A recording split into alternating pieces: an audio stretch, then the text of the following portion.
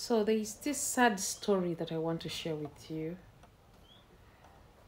This lady shared it with me just a few days back, and I found it really painful. And I wanted to bring it to you guys, my audience, and see if you were in her shoes, what advice, actually, what would you do actually? So she told me she's been married for some good years.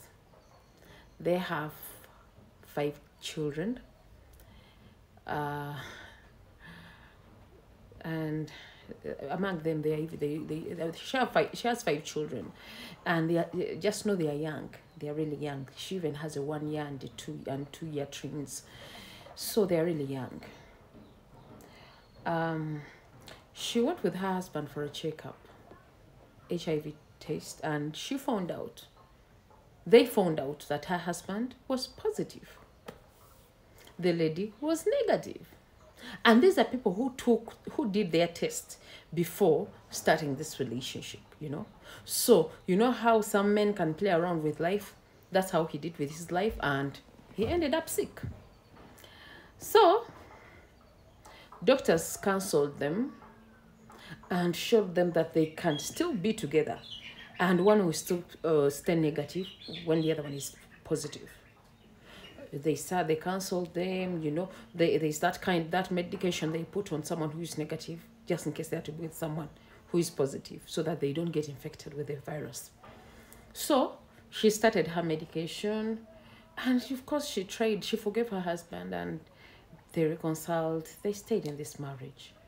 So there comes times, she told me there are times when I don't have that medication, meaning just in case we are to have live sex, my life is at risk, and the only solution we have to remain is condoms at that time when I'm not on medication.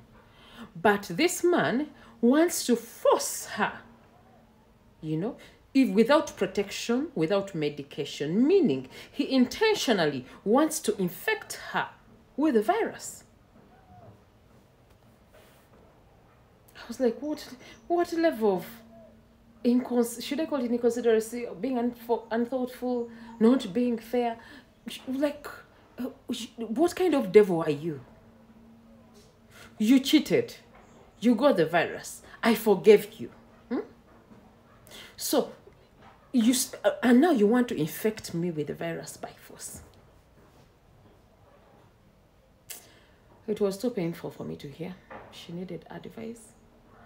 Because what the guy said, actually, with the last fight they had, she told me, the guy went ahead and told her, me, I have another woman. Actually, that woman is even the one who takes care of you. She's the one who gives me money, and I send you that money.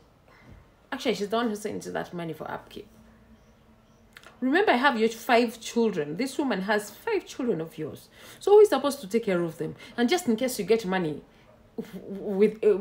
from other women, it's none of her business, because that's where you got the virus in the first place. And must you even bring it up in an argument, really, and tell this innocent woman that you just now have another woman just because she has refused to have live sex with you when you're sick, when she's not on medication? She hasn't refused to give you sex, but she has refused to do it without protection. And you want her to do it without protection, meaning you have that intention of wanting her to be positive as well. So the lady's like, I'm in pain. So after him telling me, even I have another woman, even the money you eat, it's that woman who gives me the money.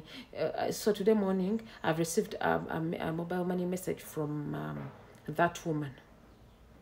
They've always been using a different number for a man, but this particular woman, at this particular time after an argument, so that particular woman, because she knows the name, sends the money.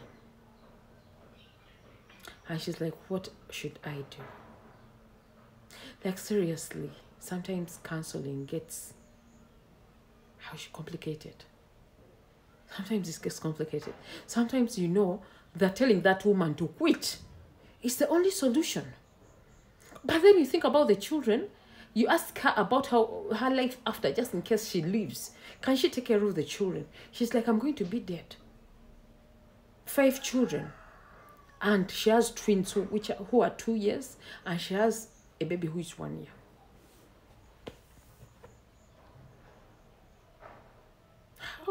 How bad can life really be? Eh? How wicked can people really be? So I want to leave it up to you. What advice would you give that woman? For I personally advised her in one way, but I still need to hear your thoughts. Is this real? Is this man fair? Do these things really happen? Are they happening to you guys? Because for me, the time we go into that room and I find out you're positive, I'm negative, that's the end of this relationship. Let's stay parents to our children, period. Because you cheated, that was mistake number 1. And you are stupid, more stupid not even to use protection. And you want to put it on me? Because you don't want to use protection? Like, seriously? Men. Some men have guts. Some men have guts.